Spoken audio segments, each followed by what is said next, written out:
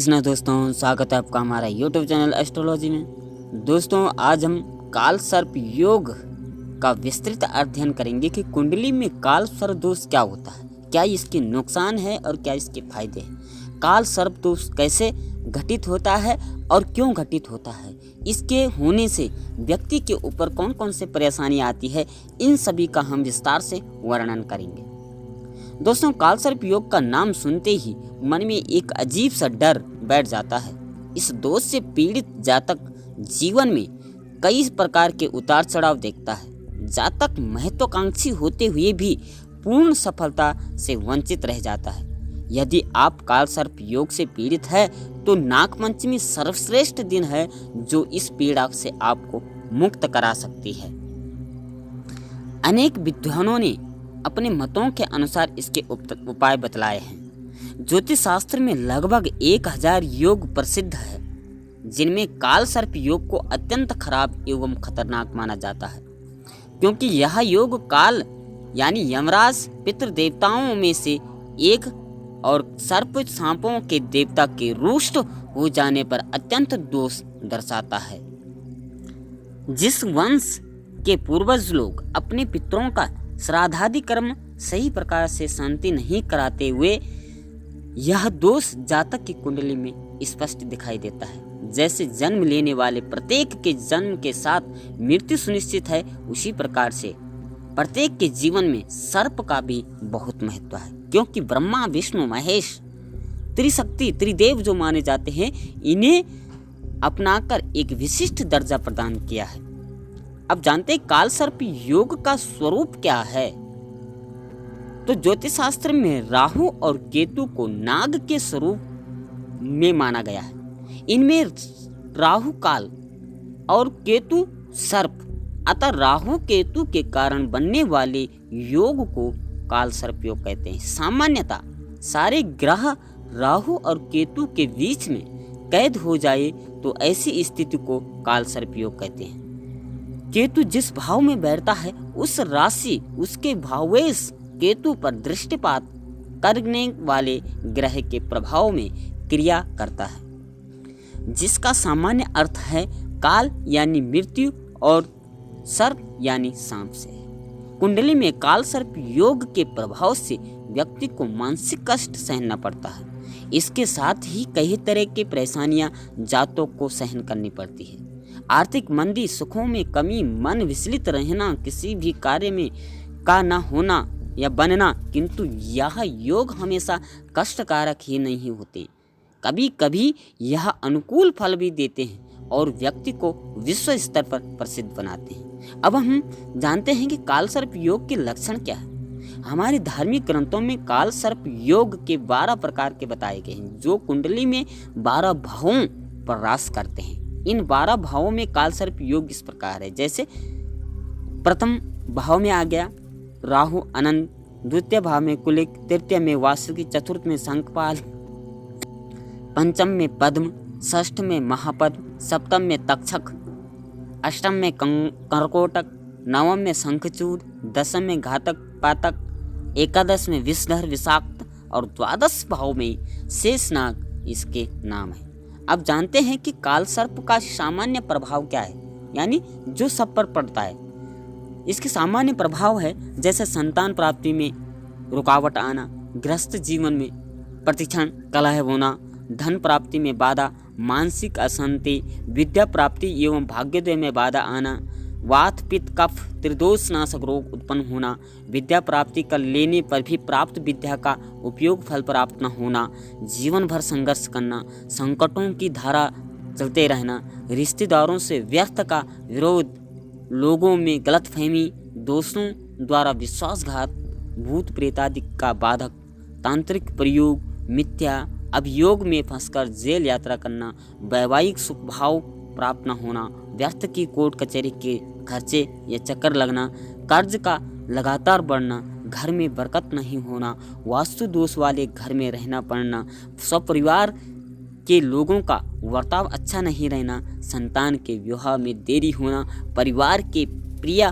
प्रमुख व्यक्ति का वियोग होना, घर के किसी व्यक्ति का अकारण घर का छोड़ जाना, उसका वर्षों तक पता न चलना, परिवार में किसी व्यक्ति की दुर्घटना होना, अपघात होना, आत्महत्या की मृत्यु होना, स्वयं दूसरों के काम में आगे किंतु स्वयं की सहायता न कर पाना, धंधे में दिवाला आदि होना।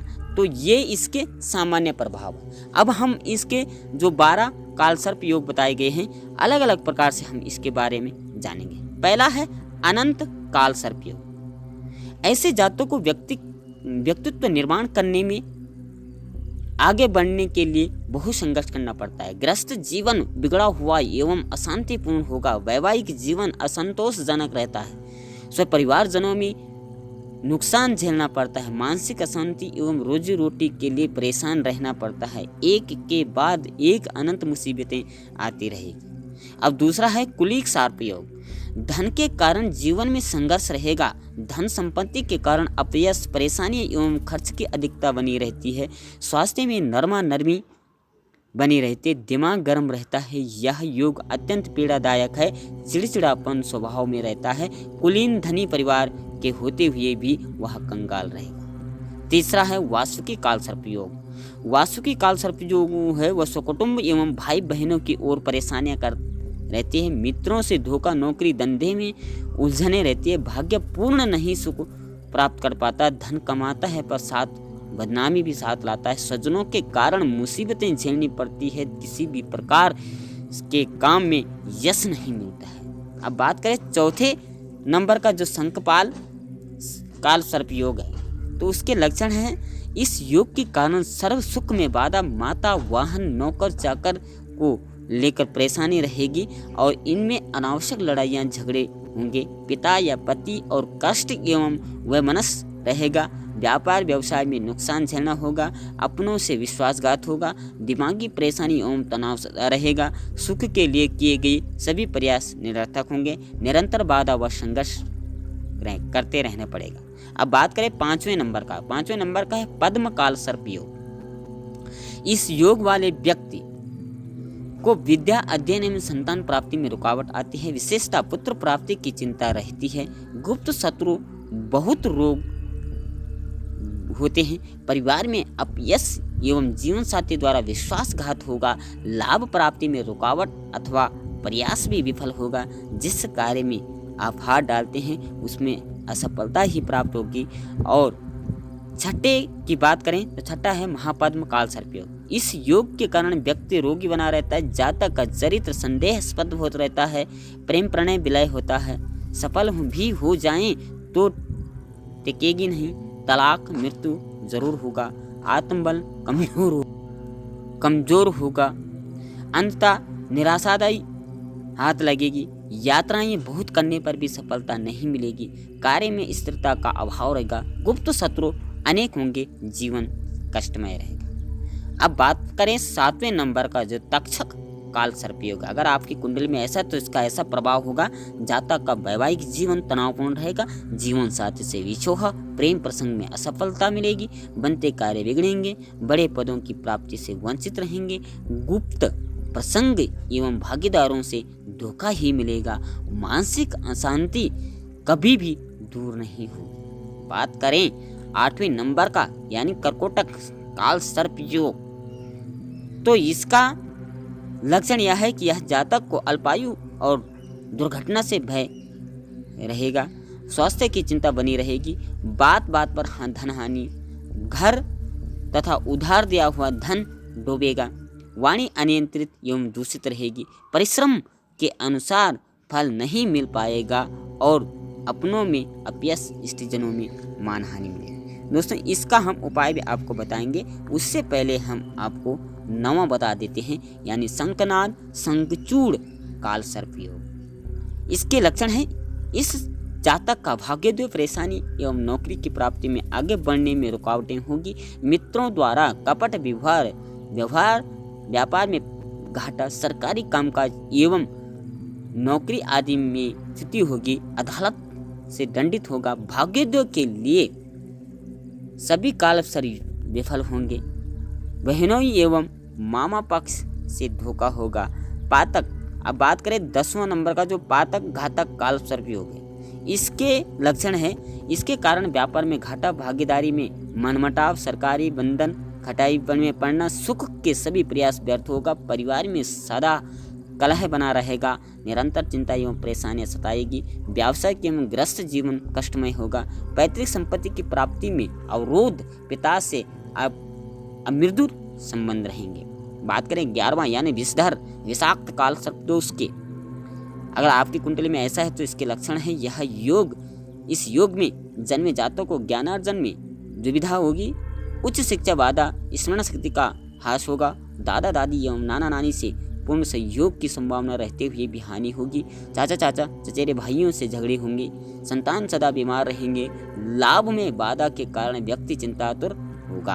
अब बात करें आखिरी यानी शेषनाग काल सर्प योग 12वां भाव के, तो इसके लक्षण है इस योग के कारण जन्म स्थान से, देश से दूर रहना पड़ता है, नेत्र पीड़ा, जीवन संघर्षशील, अनिद्रा एवं रहस्यमय ढंग से जीवन व्यतीत होगा, मृत्यु के पश्चात ख्याति मिलेगी, निराशावादी होगा, मनचाहा काम या तो कभी पूरा ही नहीं होगा, यदि होता भी है तो अत्यंत विलंब से पूर्ण होगा, मानसिक उद्विग्नता के कारण दिल और दिमाग परेशान रहता।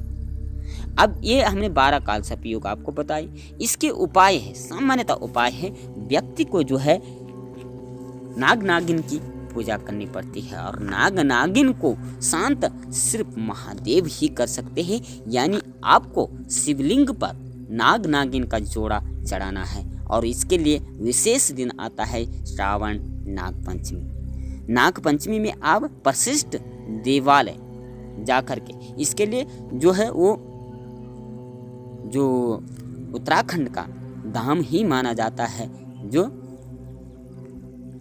शिव मुखी मंदिर है, उसमें भी आप इसको चढ़ाएंगे तो आपकी शांति तुरंत हो पाएगी। या सामान्यतः अगर अभाव है यहाँ तक पहुँचने का, तो आप अपने यहाँ शिवालय पे नाग नागिन की विधि विधान पंचामृत से पूजा करके और शिवलिंग का अभिषेक करके उसकी शांति करा सकते हैं काल सर्प योग की। उपाय, इसकी शांति उपाय प्रभाव के अनुसार अनेक है, अनेकों प्रकार के उपाय है, लेकिन कुछ उपाय आप खुद भी कर सकते हैं, जैसे नाग पंचमी का व्रत रखना, उस दिन जलाभिषेक करना, नाग नागिन का जोड़ा चढ़ाना, विमल निर्मलीकरणी मंत्र का जाप करना, विश्व निर्मलीकरण का मंत्र आता है उसका नियमित जाप करने से भी काल सर्प योग से शांति मिलती है।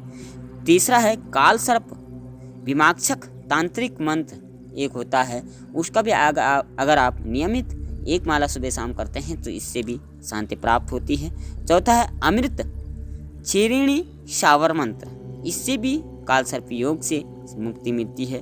पांचवा है नवनाग स्तोत्र, एक किताब आती है, इसका भी पाठ करने से जो है काल सर्प योग में शांति मिलती है। छठा है नांदी श्राद्ध पूर्वक नवनाग पूजन, विशिष्ट काल सर्प शांति होम इत्यादि कराने से भी, अपने स्थान पर या देवालय में इसकी पूजा कराने से भी काल सर्प योग से शांति मिल जाती है। अन्यथा जो है आपकी दिनचर्या में रुकावटें ही उत्पन्न होगी। ये काल सर्प योग जो है ये शास्त्रों के अनुसार इसकी महत्व बताई गई है। इसे झूठा समझना या बेकार का समझना या अपवाद समझना आपकी भूल होगी, क्योंकि यह ब्रह्मा विष्णु महेश त्रिशक्ति ने इसको अपनाया है, तो मनुष्य के लिए ये सामान्य बात नहीं हो सकती। तो दोस्तों, आशा है आपको यह वीडियो पसंद आई होगी। वीडियो पसंद आए लाइक से सब्सक्राइब जरूर करें। आज के लिए इतना ही, समय समय पर और वीडियो लाते रहेंगे। आज के लिए इतना ही। जय श्री कृष्णा दोस्तों, राधे राधे।